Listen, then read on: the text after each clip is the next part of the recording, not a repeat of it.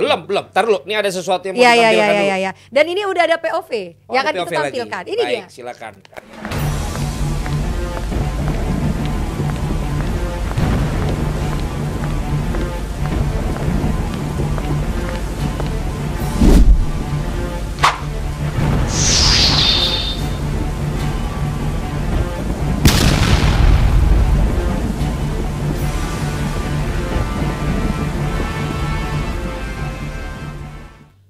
Ya, itu dialah yang paling Gitu disyukuri doang. sama fans MU. Gitu doang, itu bikinnya susah. Lu Rio, kira. itu karyanya Rio. Rio yang bikin tuh.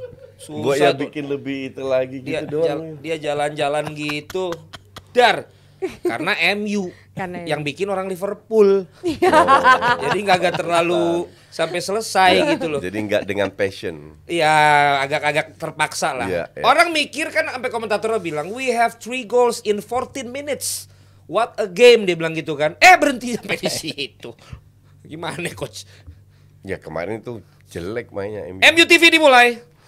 MU itu kemarin main 15 menit sampai menit 14 lah sampai golnya Luton. Itu main cukup bagus. Habis itu setelah gol Luton bener-bener jeleknya jelek. Tapi ya seperti yang gue bahas tadi soal Burnley, lu tidak ada satu tim di dunia yang bisa Spartan kayak begitu. Dan babak kedua itu menurun. Kalau kita lihat selama 90 menit, MU sangat layak menang. Peluangnya jauh lebih banyak, peluang mateng. Jauh lebih banyak MU. Ya. Cuman pemainnya lagi bapuk semua. Terutama kalau gue bilang ya, Rashford, Bruno. Garnacho. Bruno itu dari awal pada saat semua oke dapat 2 kali counter passingnya nggak nyampe. Habis itu satu pemain bikin dua kesalahan aja. Udah berapa? 20 kesalahan. Ngerti nggak? Salah passingnya. Iya. Bahkan Maino pun sempat salah passing. Bukan passing yang susah ya. Tapi Bruno kemarin parah banget. Sehingga supply-nya itu berkurang. Bruno sama Casemiro kan punya peran penting di tengah. Maino itu nutup kesalahan mereka. Casemiro juga jelek. Malah sempat ini kan dia kasar. Tapi beruntung lah. Ini juga mental. Lu bisa menang. Dengan 2-1 sekarang mereka menang 4-5 match beruntun. Seperti yang 3 bulan yang lalu, di mana gue dibully sama fans MU sama fans lain, dibilang pengacara Ten Hag. Kan gue bilang MU masuk 4 besar. Ini bener, ini yang bener lagi berarti ini. Nggak ada yang ini yang bener lagi. Nanti lo akan lihat. Wow. Oke. At least Højlund lu bilang waktu itu gimana? nggak apa? Højlund kan tahun pertama emang performanya jelek.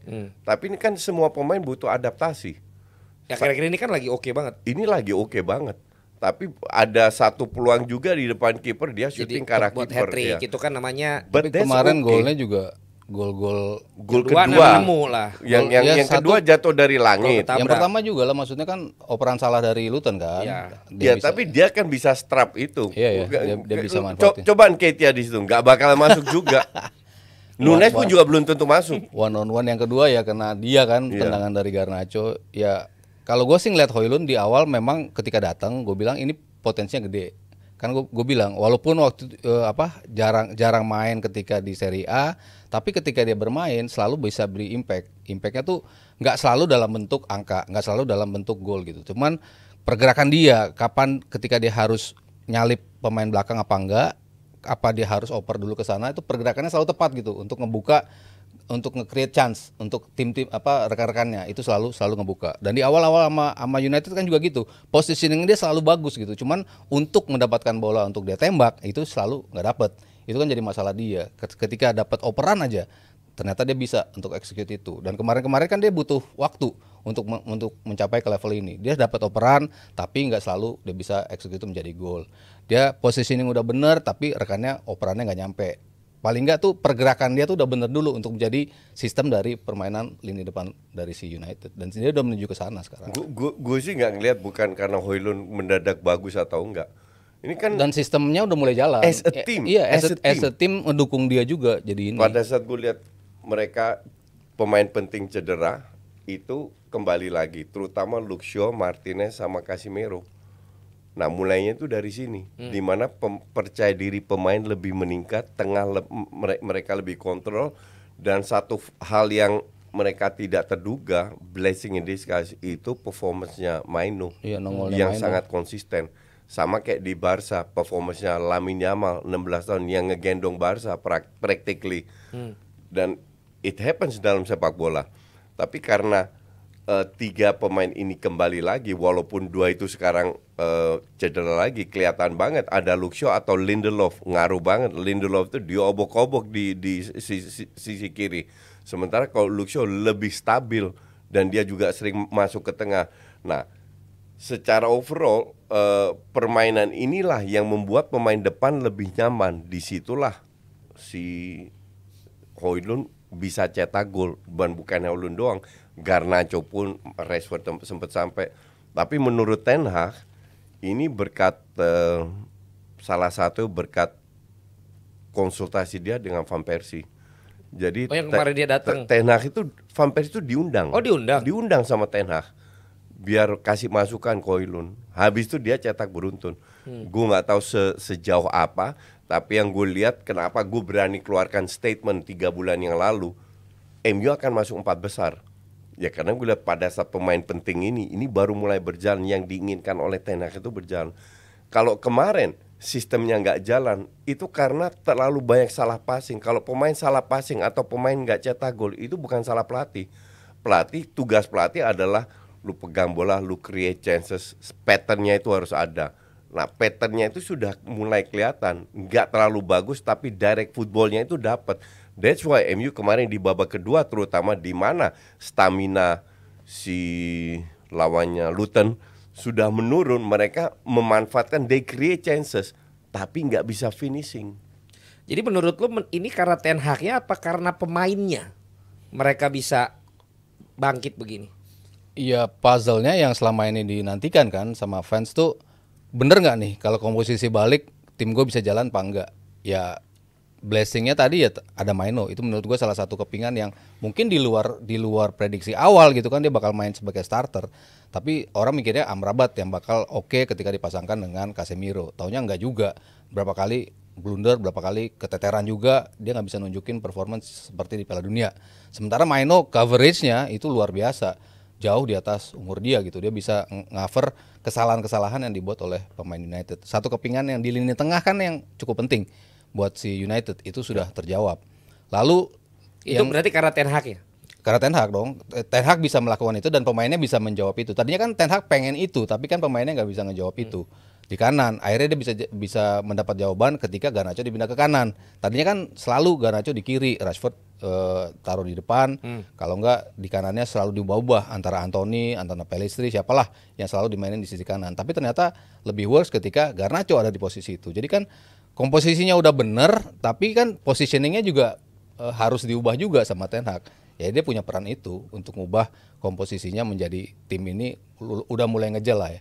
Dan satu yang paling penting juga dalam kepingan itu ya Luke Shaw gitu. Kalau di belakang menurut gue Martinez ya masih bisa digantikan lah oleh entah itu si Maguire ya Evans di beberapa pertandingan lah, tapi nggak bisa berturut-turut gitu. Cuman kan masih bisa digantikan di posisi itu. Cuman kan yang vital adalah ketika mereka nyerang. Dalot pun posisinya udah mulai membaik. Yang tadinya kita berpikir bagusan dia apa AWB nih yang dimainin kan. Dari defense bagusan AWB, dari offense bagusan Dalot. Tapi Dalot ternyata defense-nya udah direparasi. Betul. Bisa dari sisi defense. Jadi masing-masing pemain udah menemukan posisinya, tapi mereka juga step up dengan game mereka sendiri untuk bisa balik ke positioning itu. Lu ngangguk-ngangguk kenapa Coach? Ya benar. Jadi udah ada 2 pengacara Ten Hag sekarang ya? Walaupun gue bilang mereka nggak peringkat 4 sih. Karena orang cuma ngelihat menang kalah main jelek. Lo harus lihat kenapa mereka menang, kenapa mereka Kemenangan kalah. beruntun ini sama dengan kemenangan beruntun Arsenal nggak? Apa samanya? Secara memang mereka udah menemukan Oh enggak. Kalau Arsenal memang tactical style enggak, of play. ini different problem. Differentnya apa kan hasilnya sama nih, tapi perbedaannya di mana menurut lo? Arsenal nggak ada masalah dengan permainan. Oke. Mereka hampir selalu main bagus, tapi mereka susah cetak gol. Nah kemarin-kemarin. sekarang golnya lahir.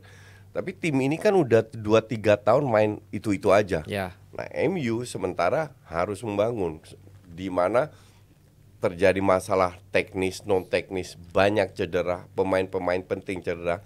Terus pemain yang harusnya deliver nggak deliver, kayak si Rashford contoh.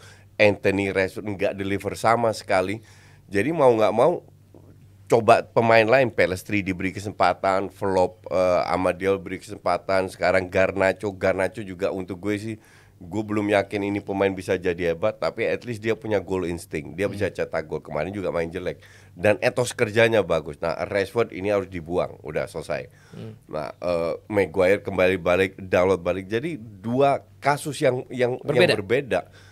Maka dari itu Arsenal masih bisa fight untuk juara, MU Fight untuk keempat. rank 4. Dan kemarin Spurs kalah, akan banyak kekalahan juga antara Spurs. Gue nggak ngerti orang kok terlalu impress dengan Spurs ya, dengan Angel bola, tai kucing Kan lah baru semua semusim, itu. coach. Enggak, itu setengah musim malah. Iya. Iya, setengah musim. Enggak, gue setuju kasih dia waktu. Cuman netizen kita itu dan pandit-pandit lainnya seolah-olah ini dewa, padahal mainnya kayak tai itu Spurs kemarin.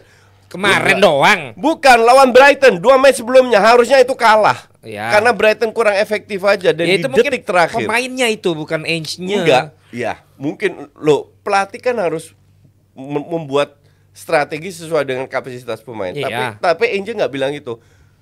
Siapapun pemain gue punya sistem harus, wong dia dengan 9 pemain aja high defense.